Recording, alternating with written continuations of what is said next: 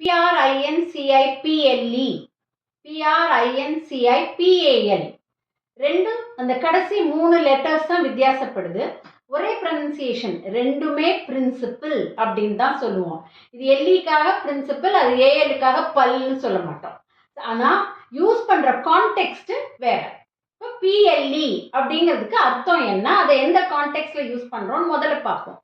Principle அப்படின்னா rule, belief, லா R truth அப்படின்னா நெறி, அப்படின்னா அடிப்படை விதி அப்படின்னு சொல்றது.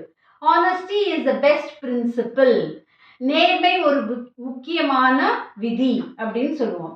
The company has certain principles, அந்த கம்பெனி சில கொள்கைகள் இருக்கிறது, அதை நம்ம ஃபாலோ பண்ணணும் அப்படிமோ. அங்கே பிஎல்இ முடியும்.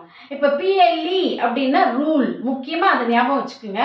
இதுவும் எல்இல முடியும், ரூலும் எல்இல முடியும். ஸோ அந்த ரூலுங்கிற இடத்துல பிஎல்இ போட்டுக்குங்க.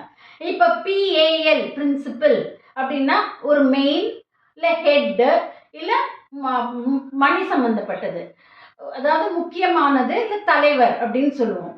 த school principal gave a speech, பள்ளி முதல்வர் உரையாற்றினார் அப்படின்னு சொல்லுவோம்.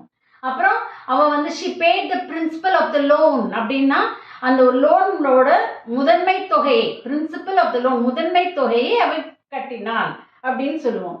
அப்புறம் சக்சஸுக்கு முக்கிய காரணம் என்ன, hard work. Hard work is a principal reason for success அப்படின்னு சொல்லுவோம்.